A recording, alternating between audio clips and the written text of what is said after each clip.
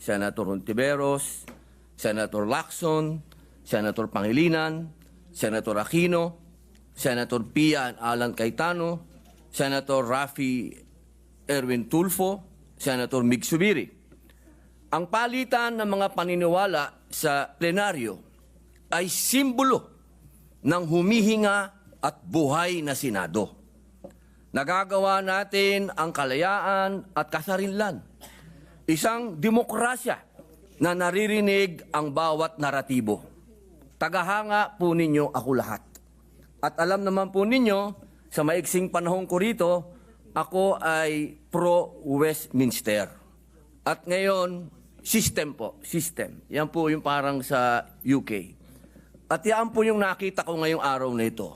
Ang lahat ng mga senador ay gising, ang lahat ng mga senador ay nandito, ang lahat ng mga senador ay nagtatrabaho sa ayon sa kagustuhan kong makita ko ang bawat debate at ang bawat opinyon ng bawat isa. Kaya nagpapasalamat po ako. Napakagandang araw po nito sa inyong lahat at sa ating lahat. Ngayon, mga kababayan, gusto ko pong malaman ninyo na ako po ay nagbibigay pugay sa lahat ng nanonood sa atin ngayon.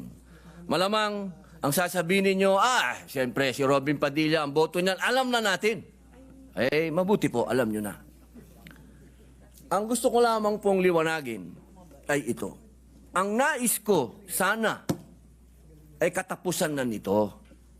Dismissal. Una pa lang po, bago pa lang po kami na-convene, labag na po sa kalooban ko na matuloy ito. Nakita niyo naman po noong nagkasumpaan, talagang ipinaglalaban namin na politika ito. Politika ito At kailangan ng due process. Pero natuloy pa rin po, nag-convene pa rin. Pero hindi pa rin po ako nagsuot ng robe dahil para sa akin ay protesta. Dahil ayoko po talagang matuloy. Bakit? Sa loob po ng matagal na panahon ni Bonifacio, ni Aguinaldo, panahon ni Quezon, panahon ni Marcos Sr., ni Aquino Sr., ni Aquino Jr., ni Arroyo, Marcos Jr., PRRD Duterte, HOR ngayon, at Vice President Duterte. Hindi na po tayo natapos sa usapin ng politika at yaan po ay pinagtibay ng Supreme Court sa kanyang desisyon na sinabi niya mismo, oo, politikal ang impeachment, pero hindi kailanman dapat masagasaan nito ang karapatan ng tao.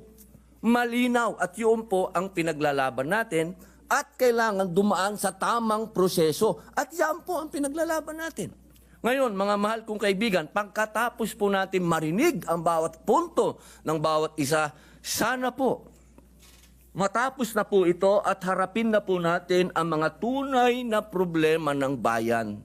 Katulad po ng sweldo, katulad po ng agrikultura, pagkain, kaguluhan sa West Philippine Sea, sa buong mundo. Ang dami po nating dapat pag-usapan. Total, meron pa naman pong Pebrero. Ang sinabi naman po ng Supreme Court at ang Supreme Court naman po, ang siya naman po dapat na sinasabi ng saligang batas. Malinaw po. Matagal po akong ginawang chairman ng constitutional ni dating Pangulo Mig Zubiri. Pinagkatiwalaan niya po tayo, pinag-aralan po natin yan at malinaw sa konstitusyon na ang magpapaliwanag ng saligang batas ay Supreme Court.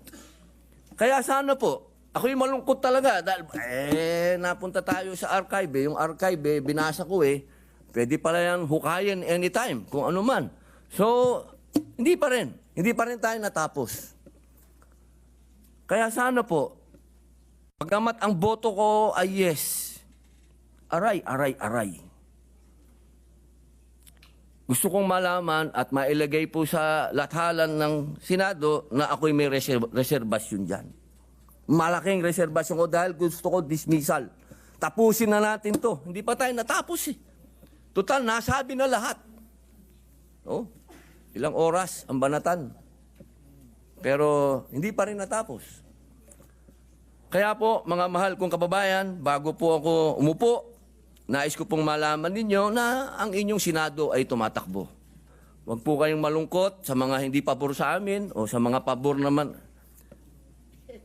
Isa lang po ang masasabi ko. Tigilan na natin ang politika at mahalin natin ang bawat isa, magkaisa na tayo, pag-usapan natin ang mga totoong problema. Maraming salamat po. Thank you, Senator Robin Hood Padilla, Madam Secretary. Senator Pangilinan. Senator Francis Kiko Pangilinan is recognized to explain his vote.